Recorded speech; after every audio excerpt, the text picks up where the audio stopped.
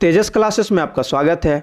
Bihar SSC प्रथम inter स्तरीय मुख्य परीक्षा का 14th मॉक टेस्ट है। इसमें टोटल 80 प्रश्न हैं जो पूर्णतः बिहार एसएससी पैटर्न पर आधारित है। आगे बढ़ने से पहले दो बातें। पहला, एक खास लाइन आप सबको समर्पित। दूसरा, प्रत्येक प्रश्न के बाद आपको 5 सेकंड का टाइम दिया जाएगा जिसमें वीडियो पॉज करके खुद से ट्राई करना है। आज का पहला प्रश्न है, हमारे संविधान के अनुसार राज्यसभा का कार्यकाल होता है। तो हमारे संविधान के अनुसार राज्यसभा क्या है? परमानेंट बॉडी है। इसको हम लोग खत्म नहीं कर सकते, इसका कोई कार्यकाल नहीं होता है, परमानेंट बॉडी है। इसके जो सदस्य होते हैं उनका कार्यकाल 6 साल होता है। तो क्या हो जाएगा? 2 वर्ष में एक बार समाप्त होता है? नहीं। प्रत्येक 5 वर्ष में नहीं, प्रत्येक 6 वर्ष में समाप्त होता है? नहीं। क्या होगा? समाप्त होने का विषय नहीं है। अगला प्रश्न है, एक विधेयक जो संसद में प्रस्तुत किया जाता है कौन सी क्रिया के बाद अधिनियम बन जाता है? तो जब संसद से पास होकर चला जाता है तो किसके? राष्ट्रपति के प्रतिक्रिया के बाद क्या होता है? अधिनियम बन जाता है। अगला प्रश्न है, सीमा सुरक्षा बल की स्थापना कब की गई थी? तो सीमा सुरक्षा बल की स्थापना 1965 में किया गया था। होता क्या है, पाकिस्तान द्वारा भारतीय सीमा पर 1965 में आक्रमण के बाद सुरक्षा व सूचना की अपर्याप्तता के मद्देनजर केंद्रीय बल के रूप में बीएसएफ का गठन किया गया था। चलो अगला प्रश्न है, यदि राष्ट्रपति एवं उपराष्ट्रपति का पद खाली हो तो भारत के राष्ट्रपति पद पर कौन होता है? तो कौन सा होता है? वो सुप्रीम कोर्ट के या भारत के चीफ जस्टिस होते हैं, मुख्य न्यायाधीश होते हैं। अगर वो भी नहीं बनते हैं तो कौन बनेंगे? तो सुप्रीम कोर्ट के जो वरिष्ठतम जज होते हैं वो बनेंगे। अगला प्रश्न है, किस सदन में अध्यक्षता करने वाला अधिकारी उस सदन का सदस्य नहीं होता है? तो देखो, लोकसभा में तो क्या होता है, जो लोग चुन के जाते हैं उसी में से कोई स्पीकर बनता है, अध्यक्ष बनता है लोकसभा का। लेकिन जो राज्यसभा होता है वहाँ पे उपराष्ट्रपति होते हैं, एक्स ऑफिशियो चेयरमैन। ठीक है, उनको हम लोग क्या करते हैं? उनको चुनते नहीं, उनको हम लोग डायरेक्ट इलेक्शन करके लाते हैं, इलेक्ट करके लाते हैं, वोट दे के लाते हैं। तो क्या हो जाएगा? राज्यसभा हो जाएगा। अगला प्रश्न है, भील जनजाति कहाँ पाई जाती है? यहाँ पे जन लिख लेना आप लोग। भील जनजाति कहाँ पाई जाती है? तो देखो, भील और कोल दोनों कहाँ का है? तो ये मध्य प्रदेश का जनजाति है। ये देख लो, ये जनजाति कैसे होते हैं, देख रहे हो। अगला प्रश्न है, एक उच्च न्यायालय का न्यायाधीश अपना त्याग पत्र संबोधित करता है। तो उच्च न्यायालय का न्यायाधीश किसको संबोधित करेगा? तो भारत के राष्ट्रपति को। अगला प्रश्न है, भारतीय संविधान में कितनी भाषाओं के रूप में मान्यता प्राप्त है? तो भारतीय संविधान में 22 भाषाओं के रूप में मान्यता प्राप्त है।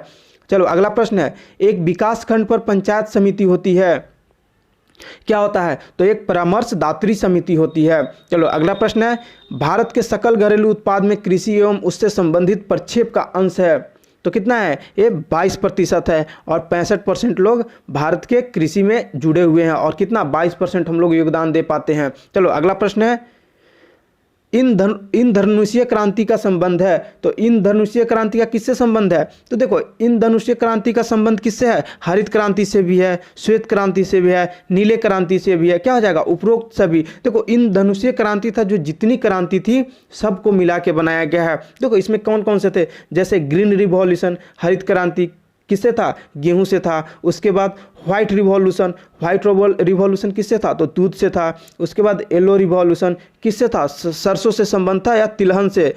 चलो अगला है ब्लू रिवॉल्यूशन। तो ब्लू रिवॉल्यूशन किससे था? तो ये मछली से था। उसके बाद हो गया गोल्डन रिवॉल्यूशन किससे था? तो ये सेव से था। उसके बाद बात करते हैं ब्लैक या ब्राउन रिवॉल्यूशन। तो ब्लैक या ब्राउन रिवॉल्यूशन किससे था? तो देखो, नॉन कन्वेंशनल एनर्जी से था। सिल्वर रिवॉल्यूशन किससे था? अंडा से था। राउंड रिवॉल्यूशन किससे था? तो आलू से था।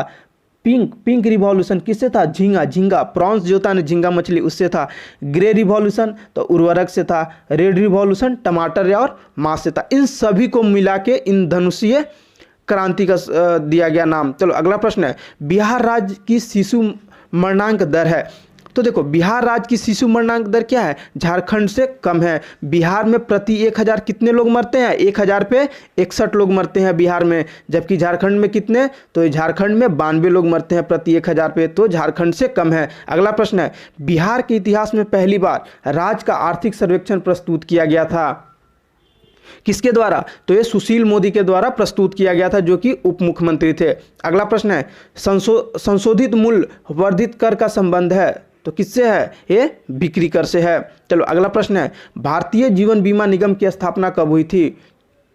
तो भारतीय जीवन बीमा निगम की स्थापना 1956 1956 में हुआ था। क्या होता उस समय टोटल 245 जो प्राइवेट और डिफरेंट कंपनियां थी, सबको भारत सरकार अपने में लेके 1 सितंबर 1956 को क्या करती है, इसका राष्ट्रीयकरण कर देती है।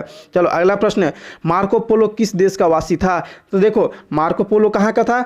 ये इटली का था। अब याद कैसे रखोगे?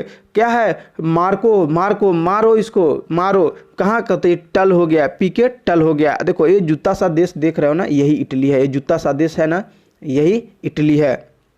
देख लो इसके ऊपर कौन सा है? ये हो गया फ्रांस, ये हो गया स्पेन, ये हो गया जर्मनी, ये हो गया डेनमार्क, ये हो गया यूके। तो अगला प्रश्न है, निम्न को एक ऐतिहासिक कालक्रम में रखते हुए दिए गए कूटों से ठीक उत्तर का चयन कीजिए। क्या है? गांधी युग, लेनिन, माओ त्से-तुंग, मार्क्स। तो सबको क्या करना है, इनके कालक्रम के अनुसार इनको सजाना है। तो चलो हम लोग बात करते हैं। सबसे पहले बात करते हैं किसका? कार्ल मार्क्स का बात करें तो कार्ल मार्क्स का क्या था? 1818 से 1983 तक था, 1983 तक था। बात करते हैं लेनिन का, तो लेनिन का क्या था? तो लेनिन का था 1870 से 1924 तक। गांधी का तो 1869 से 1948 तक। और मात्सो सुंग का क्या है?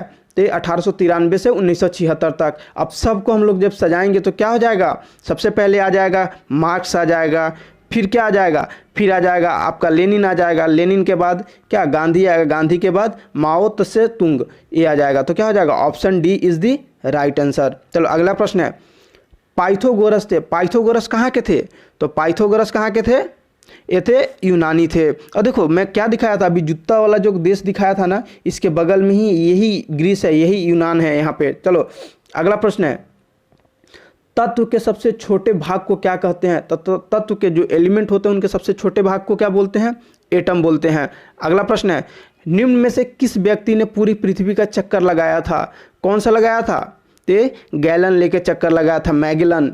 क्या है? समुद्री मार्ग से पूरे विश्व का चक्कर लगा दिया था। अगला प्रश्न है, माउंट एवरेस्ट, ये माउंट है, माउंट एवरेस्ट पर पहुंचने वाला सर एडमंड हिलेरी निवासी थे। सर एडमंड हिलेरी कहाँ के निवासी थे? तो ये न्यूजीलैंड के थे। चलो अगला प्रश्न है, रबड़ की खेती के लिए कौन सी जलवायु उपयुक्त है? तो रबड़ की खेती के लिए कौन सी जलवायु उपयुक्त है?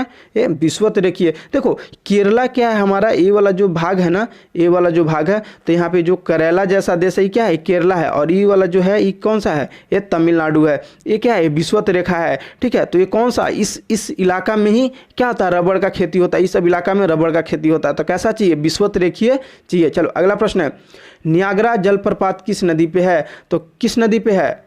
तो ये सेंट लॉरेंस। देख रहे हो कितना ये आकर्षण का केंद्र है। देखो जाना कभी जॉब करके तो घूमने जाना, सेंट लॉरेंस जाना और नियाग्रा जलप्रपात जाना। अगला प्रश्न है, पेनिसिलिन का आविष्कार किसने किया था? तो पेनिसिलिन का आविष्कार अलेक्जेंडर फ्लेमिंग ने किया था। अगला प्रश्न है, ज्वार की खानों किस खनिज के लिए प्रसिद्ध है? ज्वार की खान किस खनिज के लिए प्रसिद्ध है? तो यह है जास्ता के लिए। अगला प्रश्न है, भारत में सबसे अधिक मछली किस राज्य में पकड़ी जाती है? तो किस राज्य में? ये पश्चिम बंगाल में। अगला प्रश्न है, राजमार्ग नंबर 8 निम्न में से किन नगरों को जोड़ता है? किसको जोड़ता है? तो ये दिल्ली से मुंबई को जोड़ता है, राजमार्ग नंबर 8। अगला प्रश्न है, बंबई एवं थाने के मध्य सबसे पहली रेलगाड़ी किस सन में चलाई गई थी? तो किस में चलाया गया था? ये 1853 में। अगला प्रश्न है, इंटीग्रल कोच फैक्ट्री कहाँ स्थित है? तो आईसीएफ, इंटीग्रल जो आईसीएफ है ना, इंटीग्रल कोच फैक्ट्री कहाँ पे है? ये चेन्नई में है, ठीक है। ये चेन्नई के पेरम्बूर में है। चलो अगला प्रश्न है, भारत हेवी इलेक्ट्रिकल्स लिमिटेड कहाँ स्थित है? तो भारत हेवी इलेक्ट्रिकल्स लिमिटेड जो भेल होता है, भेल जिसको बोलते हैं BHEL, ठीक है, BHEL, ये जो है ये भोपाल, हरिद्वार और हैदराबाद में है। अगला प्रश्न है, निम्न में से कौन सी झील कृत्रिम झील है? तो कौन सी झील कृत्रिम झील है? ये जैसमंद का झील जो है ये क्या है? कृत्रिम झील है।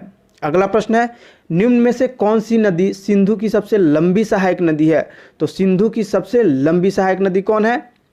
तो ये हो जाएगा चिनाब, चिनाब हो जाएगा, चिनाय लिखा है, चिनाब। देख लो ये सिंधु का जो है ये सिंधु नदी है, और चिनाब देख लो, चिनाब इसका सबसे बड़ा जो सहायक नदी है। देखो मैं इसको हटा दे रहा हूँ, चलो आप लोग देख लेना एक बार रोक के। चलो अगला प्रश्न है, निम्न में से कौन सा पर्वत सबसे पुराना है? तो सबसे पुराना कौन सा है? अरावली। जो अरावली है माउंट एवरेस्ट से भी पहले का है।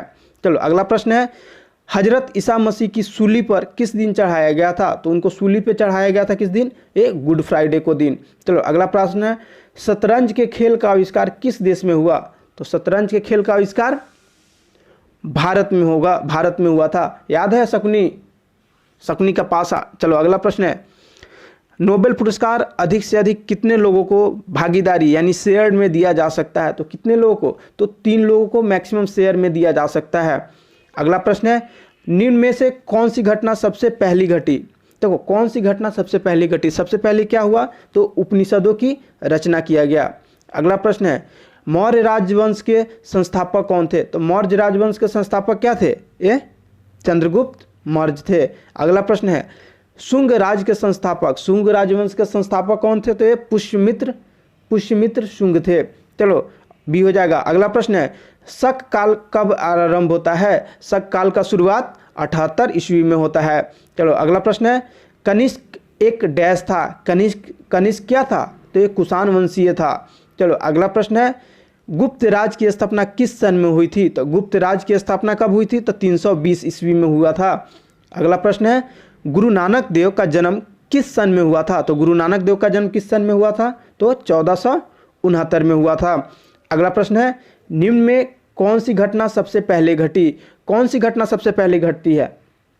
चलो बात करते हैं। देखो एक गोलकुंडा राज की स्थापना कब हुआ था? ये 1518 में हुआ था। किसके द्वारा? तो कुली कुतुब शाह के द्वारा हुआ था। बात करें पुर्तगालियों द्वारा गोवा पे कब्जा, तो गोवा पे कब्जा आप लोग को पता होगा कब हुआ था? 1510 में हुआ था। उसके बाद करते हैं कि देखो अहमदनगर में निजाम शाही राज, तो जो अहमदनगर में निजाम शाही राज होता है वो कब होता है? वो होता है 1490 में। 1490 में किसके द्वारा? मलिक अहमद के द्वारा। ठीक है। और बात करें बीजापुर में आदिल शाह का राज, तो आदिल शाह का राज 1489 में होता है। किसके द्वारा? बीजापुर में आदिल शाह के द्वारा यहाँ पे राज किया जाता है। तो सबसे पहले कौन सा हो जाएगा? तो बीजापुर में आदिल शाह का राज। क्या हो जाएगा? ये 1489, ये देखो 1490 है, ये 1510 और 1518 है। चलो अगला प्रश्न है, पानीपत का प्रथम युद्ध किसके किसके बीच हुआ था? तो देखो पानीपत का प्रथम युद्ध जो हुआ था वो 1526 में हुआ था। किसके द्वारा? तो बाबर और इब्राहिम लोदी के, जिसमें किसका जीत होता है? बाबर का जीत होता है। मैं बात करूं तो क्या हो जाएगा? बाबर और इब्राहिम लोदी। मैं बात करता हूं पानीपत का द्वितीय जो युद्ध होता है कब? 1556 में। पहला 1526, दूसरा 1556। इसमें कौन होता है? अकबर होता है। अकबर और किसका युद्ध होता है? हेमू का। तो जीतता कौन है? अकबर जीतता है। अगर तृतीय युद्ध का मैं बात करूं तो 1761 में होता है। किससे? तो अफगानी और मराठा के बीच, अफगान और मराठा के बीच होता है, जिसमें कौन जीतता है? अफगान का जो नेतृत्व करता है कौन होता है? अहमद शाह अब्दाली होता है, लुटेरा जो रहता है। और मराठा का तो सदाशिव राव भाऊ था। और इसमें जीत किसका होता है? तो अहमद शाह अब्दाली का जीत होता है। चलो अगला प्रश्न है, हेमू को किसने हराया? देखो हेमू को किसने हराया? डायरेक्टली आपसे पूछ दिया। पानीपत का द्वितीय जो युद्ध होता है तो हेमू को किसने हराया था? अकबर ने हराया था। कब? तो 1556 में। चलो अगला प्रश्न है, खालसा की स्थापना किसने की? तो खालसा की स्थापना किसने किया था? एक गुरु गोविंद सिंह जी थे। एक कौन थे? आखिरी गुरु थे सिख के। अगला प्रश्न है, नादिर शाह किस देश का वासी था? तो नादिर शाह किस देश का वासी था? एक फारस का वासी था। और नादिर शाह को ईरान का नेपोलियन भी कहा जाता है। चलो अगला प्रश्न है, दीन इलाही किसने शुरुआत किया या किसने शुरू किया? तो दीन इलाही धर्म का शुरुआत अकबर के द्वारा किया गया था। अगला प्रश्न है, निम्न में से कौन सा मौलिक अधिकार नहीं है? तो देखो निःशुल्क शिक्षा का अधिकार, ये मौलिक अधिकार नहीं है, ये मौलिक अधिकार नहीं है। बात करें स्वतंत्रता का अधिकार, तो देखो ये मौलिक अधिकार है। स्वतंत्रता का अधिकार क्या बोलते हैं? Rights to freedom. कितना में है? 19 से 22 में आर्टिकल आता है। समानता का अधिकार, राइट्स टू इक्वलिटी, इसको कितना है? ये है 14 से 18 में। अगर बात करें शोषण के विरुद्ध अधिकार, राइट अगेंस्ट एक्सप्लॉइटेशन, तो क्या हो जाएगा? इसका हो जाएगा आपका 23 से 24 में। तो कौन सा नहीं आंसर होगा? ये हो जाएगा मेरा option A is the right answer. चलो अगला प्रश्न है, फेरस सल्फेट को उष्मा द्वारा विघटित करने पर क्या पैदा होता है? देखो यहाँ उष्मा में देखो मूर्धन्य से होगा। चलो फेरस सल्फेट को उष्मा द्वारा विघटित करने पर क्या पैदा होता है? तो फेरस सल्फेट को जब हम लोग तोड़ेंगे, हीट देंगे, 2FeSO4 को जब अगर आप हीट दोगे तो क्या हो जाएगा? Fe2O3 plus SO2 plus SO3 हो जाएगा। यानी फेरस सल्फेट को जब हम गर्म करते हैं तो यह फेरिक ऑक्साइड में टूटता है। किस में टूटेगा? Ferric oxide Fe2O3। चलो अगला प्रश्न है, निम्नलिखित में से सोडियम आयन की इलेक्ट्रॉनिक संरचना होती है, कौन सी है या होती है? चलो मैं दिखाता हूँ इसको, इसको मैं एक फिगर के माध्यम से आपको समझाता हूँ। आप लोग को इलेक्ट्रॉनिक संरचना में बहुत प्रॉब्लम होता है। देखो ये है सोडियम एटम है, सोडियम आयन है। सोडियम का कितना होता है? तो सोडियम का परमाणु संख्या कितना होता है? 11 होता है। और कैसे भरेंगे? JKLM जो ब्लॉक होता है उसमें कैसे भरेगा? इसमें क्या, पहले कक्षा में 2, दूसरे में 8, तीसरे में 8, चौथे में 18, फिर 18, फिर ऐसे करके 36 करके भरता है। तो कितना है इसका? देखो इसका परमाणु संख्या कितना है? 11 है। तो कैसे भरेगा? पहले 2 भरेगा, फिर 8 भरेगा, 10 हो गया। एक जो बचेगा सबसे बाहरी कक्षा में रहेगा। तो क्या कह रहा है? सोडियम प्लस आयन बोला गया है। सोडियम प्लस, प्लस का मतलब क्या हुआ? एक इलेक्ट्रॉन को लूज कर दिया। एक इलेक्ट्रॉन को लूज कर देगा तो क्या हो जाएगा? हो जाएगा, देखो पहले कक्षा में तो कितना रहेगा? 2 रहेगा। देखो एक यहाँ है और एक यहाँ है, 2 हो गया। दूसरे कक्षा में क्या होगा? देखो 2, 2 4, 2 6 और 2 8। कितना हो जाएगा? क्योंकि एक तो लॉस कर दिया तो क्या हो जाएगा? 2 और 8 हो जाएगा। क्या हो जाएगा? 2 और 8 हो जाएगा। चलो अगला प्रश्न है, तत्व X के परमाणु की बाहर की कक्षा में 4 इलेक्ट्रॉन है। इस तत्व का हाइड्रोजन के साथ संयोजन बनाने पर क्या सूत्र होगा? तो क्या हो जाएगा? XH4 हो जाएगा। चलो अगला प्रश्न है, निम्नलिखित में से कौन सी अनुरचना में इलेक्ट्रॉन भागीदारी करते हैं? किस में भागीदारी करते हैं इलेक्ट्रॉन? तो H2O में इलेक्ट्रॉन भागीदारी करते हैं। अगला प्रश्न है, 0.16 ग्राम ऑक्सीजन में कितने परमाणु होते हैं?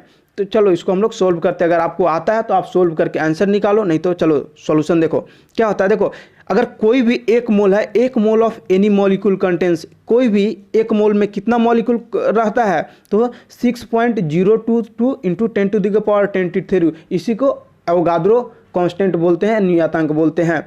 अब देखो 1 मोल, देखो 32 gram of oxygen, 32 gram oxygen में कितना होता है? 1 मोल होता है। तो क्या कह रहा है? 0.16 ग्राम हमको दिया है, तो आधा कर देंगे। तो आधा करेंगे तो क्या हो जाएगा? 16 ग्राम हो जाएगा। 16 ग्राम ऑक्सीजन में कितना हो जाएगा? 0.5। आधा कर देंगे तो 1 मोल का आधा 0.5 मोल हो गया। अब देखो हमको क्या था? 0.16, तब बट्टा 16 में बट्टा 100 कर देंगे तो क्या हो जाएगा? 0.16 आ जाएगा। तो इधर भी 0.5 में क्या करेंगे? बट्टा 100 से गुना कर देंगे, क्योंकि इधर 100 से भागा दिए हैं तो इधर भी 100 से भागा देना पड़ेगा ना। और 2 से गुना 2 क्यों? क्योंकि एक molecule of oxygen contains 2 atom. एक ऑक्सीजन के एक मॉलिक्यूल में कितने एटम होते हैं? तो 2 एटम होते हैं, इसीलिए 2 से गुना कर दिए। और गुना क्या होता है? एवोगाड्रो नियतांक 6.022 इंटू 10⁻23। अब देखो इस 2 से कटाएंगे तो ये कितना? 50 मरतबे कट गया तो 50 हो गया, ऊपर 0.5 गुने 6.022 इंटू 10⁻23 हो गया। अब देखो अब दशमलव जो है, दशमलव को हटाएंगे तो क्या होगा? नीचे एक 0 हो गया तो क्या हो जाएगा? 5/500। अब देखो 5/500 को कटा देंगे तो क्या हो जाएगा? 1/100 हो जाएगा। यानी 6 है 6.022 इंटू 10⁻23 अब बटा 100 हो गया। पावर कितना है? अब नीचे 100 है तो पावर में से क्या हो जाएगा? देखो इधर कितना 23 है और नीचे 2 है। पावर 100 का क्या हो गया? 10 के पावर 2 हो गया।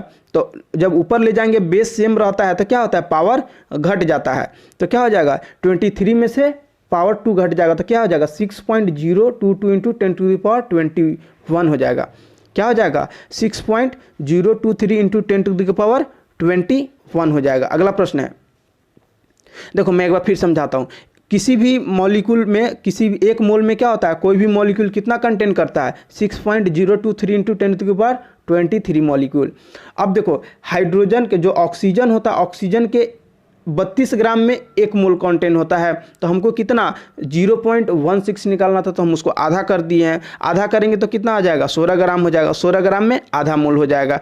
फिर जब हम इसको 16 ग्राम में 100 से भाग दे देंगे तो 0.16 हो गया, वही हमको चाहिए। तो इधर क्या करेंगे? 0.5 में भी 100 से भाग दे देंगे तो गुने 2 क्योंकि 1 मॉलिक्यूल ऑफ ऑक्सीजन, देखो ऑक्सीजन के 1 मॉलिक्यूल में कितना 2 एटम होते हैं, तो 2 से गुना कर दे, गुना एवोगाद्रो नियतांक गुना करेंगे। अब देख लो नीचे का कैलकुलेशन आप खुद देख लो। चलो अगला प्रश्न है, पानी का अनुभार क्या होता है? देखो पानी का अनुभार क्या होता है आप निकालो, खुद से ट्राई करो, और नहीं बनता है तो चलो सॉल्यूशन देखो। देखो पानी का अनुभार, सबसे पहले पानी का सूत्र क्या होता है? तो H2O होता है। H2O में क्या हुआ, 2 H है और एक ऑक्सीजन है, एक ऑक्सीजन और 2 हाइड्रोजन है। देखो हाइड्रोजन, अब मैं बात करूँ हाइड्रोजन का, तो परमाणु भार कितना होता है, हाइड्रोजन का परमाणु भार कितना होता है, 1 होता है, 1 हो गया। और ऑक्सीजन का परमाणु भार कितना होता है, तो 16 होता है। देखो जितना, अब परमाणु भार कैसे याद रखेंगे, तो जो सम है ना, जो सम है, एक को मैं नहीं बात कर रहा हूँ, जो सम है, जो 2 4 6 है, जैसे जिनका परमाणु संख्या 2 है, 4 है, 6 है, उनके में क्या हो जाएगा, उनके परमाणु संख्या में 2 से गुना कर दो तो अप्रॉक्सीमेटली क्या हो जाएगा, आपको उसका परमाणु भार मिल जाएगा। ऐसे कर लेना। तो देखो ऑक्सीजन का क्या होता है, 8 होता है, तो 8 में 2 से गुना कर दिए तो क्या हो जाएगा, 16 हो गया ना। तो इसका कितना है, 16 है परमाणु भार। हाइड्रोजन का तो 1 ही होता है। अब देखो इसका परमाणु भार 1 है और कितना मॉलिक्यूल है, 2 है, तो 2 गुने 1 क्या हो गया, 2 हो गया। प्लस ऑक्सीजन कितना है, 1 है, तो 1 गुने इसका परमाणु भार 16, तो कितना हो गया, 2 + 16 कितना हो गया, 18 AMU हो गया। क्या हो जाएगा, 18 AMU। चलो अगला प्रश्न है, कार्बन की संयोजकता कितनी होती है। चलो संयोजकता होता क्या है, इसको हम लोग देखते हैं। कार्बन की संयोजकता क्या होता है, देखो किसी भी परमाणु की बाह्यतम कक्षा में पाए जाने वाली इलेक्ट्रॉनों की संख्या ही संयोजकता कहलाती है। अब देखो कोई भी परमाणु का जो बाहरी कक्षा में, जितने भी बाहरी कक्षा में इलेक्ट्रॉन होगा उसी को क्या बोलते हैं, संयोजकता कहते हैं। अब बताओ मैं पूछूं कार्बन, तो कार्बन के बोलोगे क्या होता है, कार्बन का परमाणु संख्या 6 होता है। कार्बन का परमाणु संख्या कितना हो गया, 6 हो गया। अब बताओ 6 हो गया तो इलेक्ट्रॉन कैसे फिल होंगे, 2 8 8 18 18 36 ऐसे फिल होगा ना। तो क्या है इसमें, तो हमको कितना है, 6 है। फिल कैसे करना है, 2 8 में फिल करना है, तो इसमें तो 2 फिल कर दिए, इसमें कितना फिल कर पाएंगे, इसमें 4 फिल कर पाएंगे। तो देखो जो ये प्रथम कक्षा है इसमें कितना है, तो एक यहाँ पे है और एक यहाँ पे है, दो इलेक्ट्रॉन हो गया। और बाहरी कक्षा में देखो एक यहाँ है, एक यहाँ है, एक यहाँ है और एक यहाँ है, 4 फिल हो गया। तो कितना हो गया, अब देखो क्या है, कार्बन की संयोजकता कितनी हो गई, तो 4 हो गई। बाहरी कक्षा में कितने बचे, तो 4 बचे। देखो बाहरी कक्षा में 1 2 3 और 4 ही बचे ना। चलो अगला प्रश्न है, कौन सी ठोस स्वरूप में शुष्क बर्फ के, कौन सी ठोस स्वरूप में शुष्क बर्फ के रूप में जाना जाता है, तो किस में जाना जाता है, तो क्या हो जाएगा, इसका हो जाएगा कार्बन डाइऑक्साइड। चलो अगला प्रश्न है, एलपीजी में कौन सी गैस मुख्यतः होती है, तो कौन सी गैस होती है, तो एलपीजी में क्या होता है, ये ब्यूटेन होता है। चलो अगला प्रश्न है, देखो ये इसको क्या कहते हैं, बोल रहा है 60 नंबर प्रश्न बोल रहा है इसको क्या कहते हैं। देखो सबसे पहले समस्थानिक और संभारिक, समस्थानिक और संभारिक समझो। समस्थानिक इसको क्या बोलते हैं, ये जो नीचे नंबर लिखा हुआ है, ये जो 8 लिखा हुआ है इसको क्या बोलते हैं, जो 8 नीचे ये सब में जो 8 लिखा हुआ है इसको क्या बोलते हैं, इसको बोलते हैं एटॉमिक नंबर, परमाणु संख्या। और ये जो ऊपर होता है इसको क्या बोलते हैं, इसको बोलते हैं, क्या बोलते हैं, इसको भार बोलते हैं। इसका जो भार होता है, या परमाणु तुम द्रव्यमान बोल सकते हो, ठीक है। तो ये क्या है, देखो 8 8 है, सबका क्या है, एटॉमिक संख्या क्या है, बराबर है। एटॉमिक संख्या बराबर है तो क्या हो जाएगा, समस्थानिक। इसका जो स्थान है, देखो 8 है ना, समस्थानिक और समभारिक कैसे होता है, देखो इसका स्थान क्या है, पीरियोडिक टेबल में इसका भी 8 है, इसका भी 8 है, इसका भी 8 है। तो याद रखने के लिए क्या बोलोगे, जब नीचे वाला सब बराबर है तो यानी क्या है, स्थान बराबर है सबका, तो समस्थानिक। अगर ऊपर वाला सब बराबर है तो क्या है, उसके जो सर पे बोझा है, उसका जो सर पे भार है वो बराबर है, तो क्या हो जाएगा, भार बराबर है तो समभारिक। यहाँ पे क्या है, यहाँ पे सबका जो स्थान है वो बराबर है तो समस्थानिक हो गया। चलो अगला प्रश्न है, ये 61 नंबर प्रश्न हो गया। क्रिप्टॉन 36 और 86 है और रुबिडियम 37 और 87 है, को क्या कहते हैं, क्या कहेंगे इसको। देखो इसको 86 में से 36 को घटाओ क्या हो जाएगा, 50 हो जाएगा। और 87 में से 37 को घटाओ क्या हो जाएगा, 50 हो जाएगा। न्यूट्रॉन बराबर क्या होता है, न्यूट्रॉनिक कैसे निकालते हैं, तो परमाणु भार माइनस परमाणु संख्या, क्या हो जाएगा, न्यूट्रॉन हो जाएगा। तो न्यूट्रॉन दोनों का कितना हो गया, 50 50, तो क्या हो जाएगा, सम न्यूट्रॉनिक। समस्थानिक, समभारिक और सम न्यूट्रॉनिक में अब आप लोग को दिक्कत नहीं होना चाहिए, उम्मीद था। चलो अगला प्रश्न है, न्यूक्लियन समानता किस नाम से जाने जाते हैं, तो न्यूक्लियन समानता क्या होता है, प्रोटॉन प्लस न्यूट्रॉन होता है। इसके न्यूक्लियस में क्या होता है, पीएन होता है, प्रोटॉन प्लस न्यूट्रॉन। अगला प्रश्न है, बीटा कण किस प्रकार का आवेश वहन करता है, तो बीटा कण कैसा आवेश वहन करता है, ये ऋणात्मक होता है। चलो अगला प्रश्न है, इलेक्ट्रॉन का द्रव्यमान कितना होता है, तो इलेक्ट्रॉन का द्रव्यमान कितना होता है, तो ये 9.1 × 10⁻⁻28 ग्राम।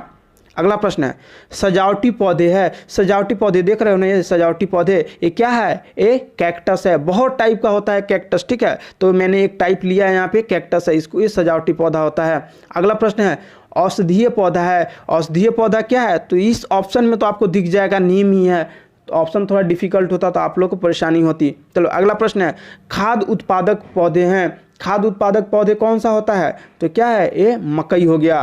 चलो अगला प्रश्न है कोशिका में राइबोसोम का क्या कार्य होता है, तो कोशिका में राइबोसोम का कार्य क्या है, तो ये प्रोटीन संश्लेषण में सहायता करता है। कोशिका में अगर राइबोसोम का बात करें तो प्रोटीन संश्लेषण में सहायता करता है। देखो कोशिका में सूत्रकणिका का क्या कार्य है, तो कोशिका में सूत्रकणिका का बात करें तो क्या होता है, ये ऊर्जा पैदा करता है, ऊर्जा पैदा करता है। अगला प्रश्न है निषेचन की क्रिया कहाँ पे होती है, निषेचन की क्रिया कहाँ पे होती है, देखो निषेचन की क्रिया ये जो अंडवाहिनी देख रहे हो ना, यहीं पे निषेचन होता है, यहाँ पे निषेचन होता है, यहीं पे निषेचन होता है, तो कहाँ पे होता है, अंडवाहिनी में। देखो दोनों तरफ जो अंडवाहिनी यहाँ है वहीं अंडवाहिनी यहाँ है। देखो अंडाशय, ये भी अंडाशय यहाँ है, ये अंडाशय हो गया, ये अंडवाहिनी हो गया, ये क्या हो गया, ये गर्भाशय हो गया। चलो अगला प्रश्न है मनुष्यों में मेरुदंड से कितनी जोड़ी तंत्रिका निकलती है। मेरुदंड क्या होता है, सबसे बड़ा चीज़ है मेरुदंड क्या होता है। देखो आपका ये जो सर है, ठीक है, 1350 ग्राम का जिस पे रखे हो, ये आपका क्या है, कमर है। दोनों को जो सपोर्ट कर रहा है ना, ये जो हड्डी सपोर्ट कर रहा है ना, इसी को क्या बोलते हैं, इसी को मेरुदंड बोलते हैं। और इसके दोनों साइड में ऐसे ऐसे ऐसे ऐसे करके जो हड्डी है, इसी को, इसमें कितनी जोड़ी हड्डियाँ होती हैं, तो इसमें 31 जोड़े हड्डी होते हैं। मैंने पिछले वीडियो में दिखाया था, 31 गिन के दिखाया था कैसे 31 होते हैं। चलो अगला प्रश्न है तंत्रिका तंत्र की रचनात्मक तथा क्रियात्मक इकाई क्या होती है, तो देखो तंत्रिका तंत्र की रचनात्मक और क्रियात्मक इकाई न्यूरॉन होते हैं। अगला प्रश्न है प्रतिवर्ती क्रिया का संचालन केंद्र कहाँ होता है, तो प्रतिवर्ती क्रिया का संचालन केंद्र मेरुदंड में होता है। अगला प्रश्न है निम्नलिखित में से किसका वानस्पतिक उत्पादन उसके तने से होता है, उसके तने से किसका होता है, तो आलू का। अगला प्रश्न है कोशिका में द्रव के आने जाने की नियंत्रण कौन करता है। कोशिका में, देखो कोशिका में द्रव का बात किया जा रहा है, कोशिका में द्रव आने जाने का नियंत्रण तो कोशिका झिल्ली करता है। अगला प्रश्न है राइबोसोम किसकी सतह पर होती है। राइबोसोम किसकी सतह पर होती है, तो ये एंडोप्लाज्मिक रेटिकुलम। अगला प्रश्न है मस्तिष्क का कौन सा भाग श्वसन और संचालन की क्रियाओं को नियंत्रण करता है। तो देखो ये जो मेडुला ऑब्लोंगेटा है ना, ये करता है, जो मेडुला ऑब्लोंगेटा इसका क्या काम है, परफॉर्म इनवॉलेंट्री एक्शन, ठीक है, जो आपके बस में नहीं है। जैसे सांस लेना, सांस लेना आपके बस में, आप रोक सकते हो, तो क्या हो गया, इनवॉलेंट्री एक्शन हो गया, इनवॉलेंट्री एक्शन हो गया। मैं बोलूँ दिल का धड़कना, तो दिल धड़कना क्या आपके बस में नहीं है ना, आप रोक सकते हो, नहीं रोक सकते हो, ठीक है, लेकिन हंसना मुस्कुराना आप रोक सकते हो, इसको आपके बस में है, तो ये वॉलेंट्री एक्शन है। और इनवॉलेंट्री एक्शन वैसा होता है जो हमारे बस में नहीं है, तो क्या होगा, श्वसन और रक्तचाप के लिए क्या हो जाएगा, मेडुला ऑब्लोंगेटा। चलो अगला प्रश्न है स्वस्थ मनुष्य की डायसिस्टोलिक दाब Hg के mm में कितने होते हैं। देखो जो स्वस्थ मनुष्य होता है ना, उसका कितना होता है, 120/80 होता है। तो देखो 120 को क्या बोलते हैं, सिस्टोलिक बोलते हैं, और इसको 80 को डायसिस्टोलिक, तो क्या हो जाएगा, डायसिस्टोलिक पूछ रहा है, तो ये 80 होता है। अगला प्रश्न है कौन से उपकरण विद्युत ऊर्जा को यांत्रिक ऊर्जा में बदलता है, तो कौन सा होता है, तो देखो विद्युत ऊर्जा को यांत्रिक ऊर्जा में, मोटर में क्या देते हैं हम लोग, लाइन देते हैं, और उससे क्या आटा चक्की, तेल पेरते हैं, चावल कूटते हैं ना, ये सब काम करते हैं, तो क्या हो जाएगा, विद्युत मोटर। अगला प्रश्न है, देखो आज के लिए इतना ही, 80 प्रश्न का हो गया। आपके लिए क्या है, क्वेश्चन ऑफ द डे है, निम्नलिखित में से कौन सा विद्युत शक्ति की इकाई नहीं है। आप लोग को कमेंट करके बताना है कि कौन सा इसका इकाई नहीं है। चलो आज के लिए इतना ही, थैंक्स फॉर वॉचिंग। चैनल पे विजिट करते रहो। नेक्स्ट मॉक टेस्ट के लिए हम लोग टोटल यहाँ पे 80+ मॉक टेस्ट करने वाले हैं।